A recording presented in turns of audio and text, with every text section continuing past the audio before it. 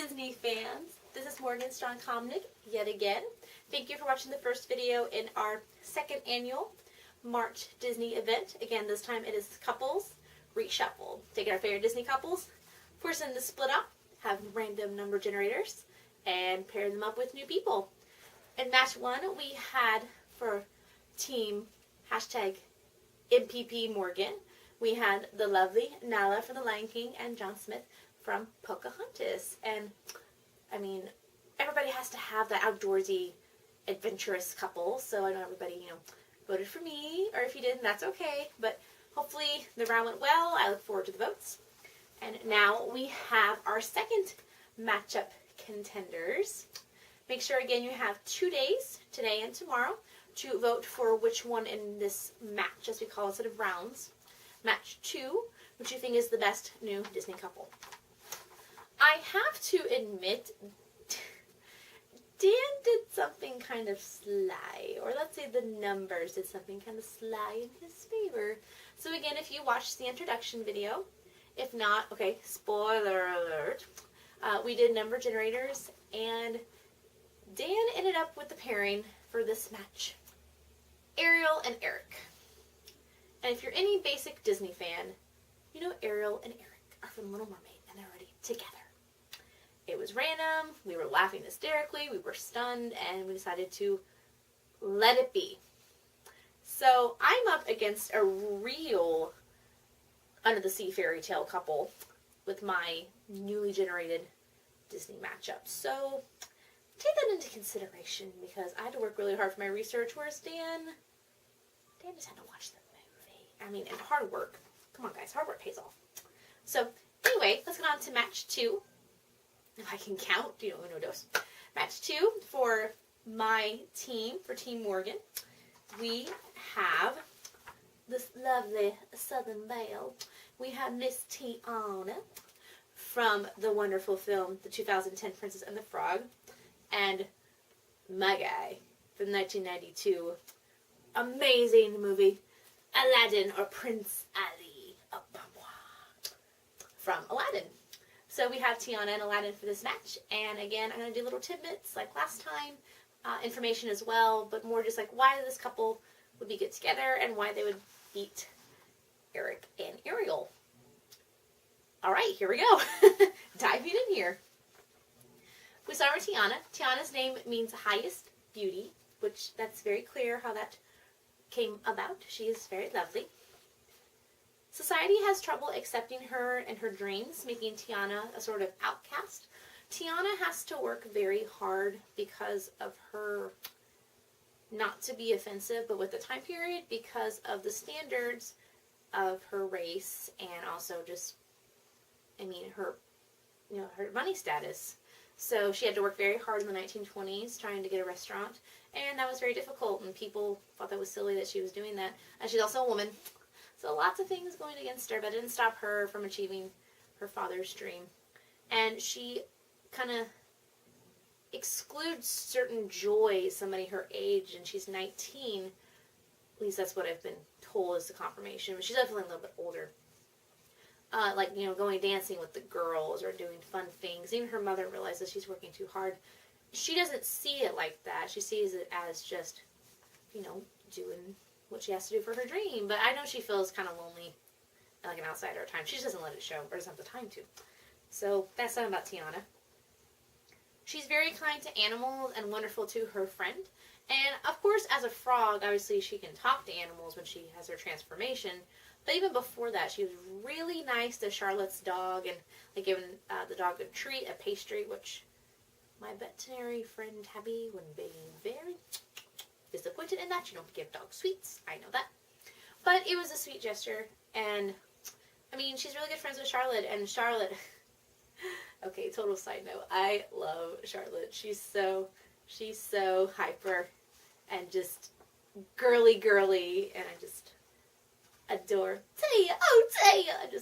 She's great. So, but Tiana and her are so opposite, yet they're such good friends, and despite their social classes, because their ranks in society are so different, they're really good friends, and Tiana's always there for her. That shows a lot of good heart. Tiana empathizes with others, especially with what it's like to lose a parent, losing her father to the war. So that's something that she can have in common with a lot of Disney characters. We'll talk a bit more about how that affects Aladdin later. She is familiar with magic, although not by choice, of course. Kissing Naveen, Prince of Antonia, and turns her into a frog, and there's, voodoo with the Shadow Man. So she definitely is not the type of girl who'd willingly go finding magic and wanting to use it. It's like some Disney characters just grew up with it, but she's familiar with it now. So, that's good. From a poor family, and she struggles. She works hard to make it out in the world. Talked about that a little bit already. She's determined to achieve her dream and really lets anything get in her way.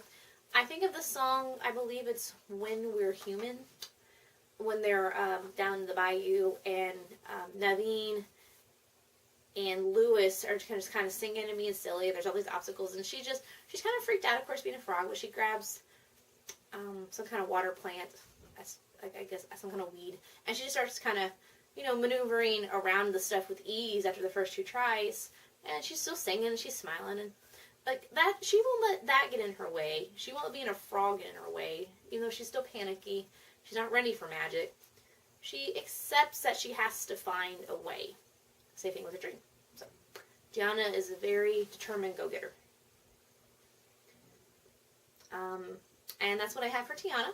So, next we have a little bit about Aladdin, and then a little more about how Tiana and Aladdin would be great together. So, Aladdin's name means nobility, which is really cool. I think even nobility, because one, he's a noble type person, loyal and honest.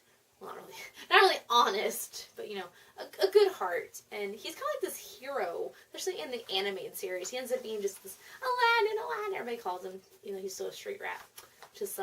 But the fact that his name means noble royalty, and he's the street rat of the story, but like the poverty line, I thought that was really genius. So whoever in the name making world thought of that was pretty clever. Society also has trouble accepting Aladdin. So Tiana is an outcast for, like I said, she's being a woman at the time, just kind of her poverty, the history of her race at the time kind of puts her at a disadvantage to achieve these dreams. And Aladdin is kind of in the same boat because he's very poor. He doesn't even have an official home. He has to steal for food. So he's an outcast as well. So society can't accept either of them. So they definitely would bond over that experience. They would know what it's like. They wouldn't let others feel that way. So I think that's be awesome. They'd be great teachers in that retrospect. He is also kind to animals, especially like Abu. And he's a really good friend when you meet him and become his friend. But you don't want to be his enemy again, animated series. Ooh. He does make mistakes, but when shown the right path, he will be the diamond in the rough. A little parody there. So again, he makes silly mistakes. He makes idiotic mistakes and typical boy mistakes. But when you show him the right path, he's got that heart of gold and that sweet smile. And that's why he's the special one for the Cave of Wonders. He has a destiny from the ancient lands, providing how great he is. Again, he's the destined one to go for the Cave of Wonders, to find the lamp. That's a really big deal. He's focused on his goals. Like when he has to get the lamp, he keeps his promise and doesn't touch any of the treasure. His goal, he even does this Abu, focus. I'm sure that was tempting. Again, he's poor. He could just take a few of those coins or one treasure and he'd be set. He wouldn't be a street rat anymore. Like he even said, there'd be more treasure there than the Sultan owns, but he doesn't touch anything because he kept his word to, spoiler, Jafar in disguise. But he keeps focus on his goal. He keeps his promises. Same thing with dreaming in the palace. You don't really see how he tries to get to that goal, but it's a goal that keeps him going, and I think that's really awesome that he still holds on to that hope. Let's see. Again, determined to live his dream. Familiar with magic, just like Tiana. Again, his is also not by choice. He just stumbles on the lamp, and it's dusty and cleans it. His ends up being pretty good, although there are consequences, especially at the end of the film, when the magic is in the wrong hands, but that's where he goes, follows the right path. and says everything right. So him and Tiana definitely have the magic just stumbling into their lives trait about them they can also bond over. From a poor family, he loses both parents. At least that's what you assume in the first film. His mother is very, unfortunately, deceased.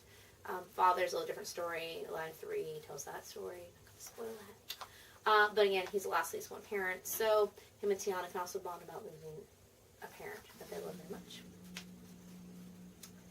He empathizes with others, especially the scene where he steals that bread. There's a whole song montage about it, and he ends up getting almost all of it, if not all of it, to the hungry kids because he used to be that little boy, and he doesn't want them to be hungry and suffer like he did. And then they're just like, aww. So he definitely empathizes with people, and Tiana is an empathizer as well.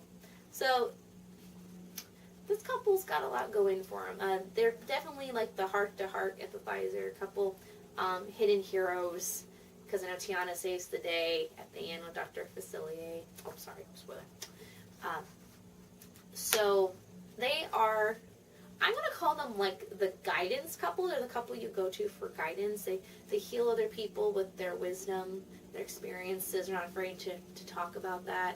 If they were together, they'd be each other's strength.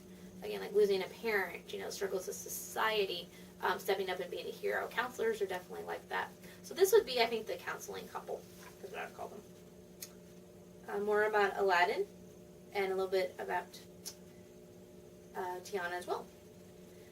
For Aladdin would definitely love the food Tiana cooks, because again, he's a street rat, and he never gets food, and Tiana makes amazing food out of almost nothing, so their meals would be awesome, and Aladdin would be a great taste tester. Tiana would love it. They're both awkward, but they can be kind of snarky and humorous at the same time. Tiana's kind of whiny when she first becomes a frog. I don't completely blame her. And Aladdin's definitely snarky too, and then it's just like, oh, Jasmine, I didn't mean it, Jasmine. He always does the hair thing in the series and the movies, so he screws up probably more than a lot of the other heroes. But that's okay.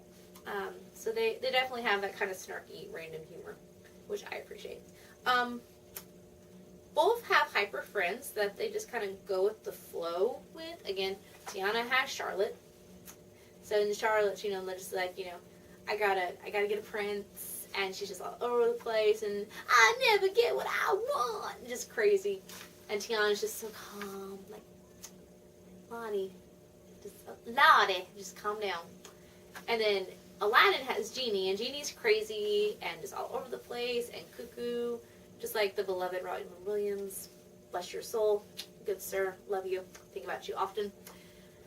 And Aladdin, even though it's a weird concept, he accepts Genie as he is. He already knows he has to do the right thing and set him free, and he just rolls with everything Genie does. And Genie is so random; he can literally turn into anything. So they both have that in common. They would definitely, like I said, be counselors. They just go with the flow, and they have these crazy clients and hyper people, and they're just like, okay, how does that make you feel? Let me tell you a story, how I can, relate to you. And we can work this stuff out. So definitely. They both also have had exposure to children in small forms. Tiana now has a very young brother-in-law who's 6 or 7, probably depending when you watch the series. I think I'm 6.5. I think is what he says to Charlotte at the end, which is really cute. And then Aladdin has been exposed to some of the orphan street rat kids, and the few little kids he smiles at during the parade in the Prince Ali scene. So they're good with kids. They've had exposure with children, which is hopefully, I guess, good. Little tadpoles in the future. Aladdin is good with all sorts of random high-stress and dangerous situations. Tiana, while resourceful, can adapt on her feet, but it takes her longer, whereas Aladdin springs into heroic action without thinking. So Aladdin just accepts things and goes for it. Tiana kind of freaks out a little bit, but then she calms down and she's super resourceful on it. They'd be a great pair. Aladdin would just jump into it. Tiana can think rationally from the sidelines, and they can kind of switch things up. So they'd be like superhero counselors in my book. Aladdin and Tiana also have sharp objects they're good with. Aladdin's good with swords, and Tiana has her kitchen knife. And if you've seen how fashion cuts things, yeah, I wouldn't want to mess with her. So Tiana and Aladdin have sharp, shiny, pointy things that they can use in battle, I suppose, or just are familiar with. So again, they're the dynamic counselor duo. And last but not least, both, sorry, I can't remember my writing. Oh, they were both attempted to be captured at a time, and both were able to escape. Aladdin's is when he was imprisoned by the guards for supposedly kidnapping Jasmine, although we later learn Jafar was the one that put him out there because he was the diamond that the rough tea needed. Whereas Tiana, after she got turned into a frog, she followed Naveen. People freaked out. They tried to capture her because she was an ugly frog. I don't think the Shadow Man really captured her. Sorry, that was my phone. I don't think the Shadow Man really captured her. He showed her an image trying to, like, I guess, force her hand because she had the voodoo necklace for Naveen's curse. It kind of pinned her down at one point. But anyway, they both escaped situations. So that shows how agile and stealthy they are as well. So that is Aladdin and Tiana. And my tagline for this couple is, a dazzling place with you is almost there. Okay, thanks guys. This is match number 2. So again, you have 2 days to vote for, hopefully, Tiana and Aladdin together. Or, I mean, you pick what you want. So my hashtag is, again, hashtag MPP Morgan for Moon Panda Power Morgan. And then Dan's is hashtag MPP Dan. We just really look forward to more events. We look forward to sharing all of our Disney love with you. And this is round 2 again. We have 6 more rounds after this. Got a lot of exciting things to share with you. So let's see how these next couples pair. And I know Ariel and Eric are all official and all, but I mean, come on. There's plenty of fish in the sea. That had to come from a certain source. Coincidence? I think not. Maybe Eric and Ariel are in some hot water. So let's go ahead and vote for Aladdin and Tiana, our superhero counseling couple, is what we're going to call them. The superhero counseling couple. Aladdin and Tiana. At, or Ta, would be their love initials if you card them entry. Okay, I'm ready for round 3. All right, guys, thank you. Make sure you vote. Look at all the links in the description below from our websites, our YouTube channel, more information, maybe things you missed. We love it. And again, I don't want to do the penalty, so let's get those votes in. All right, bye, guys.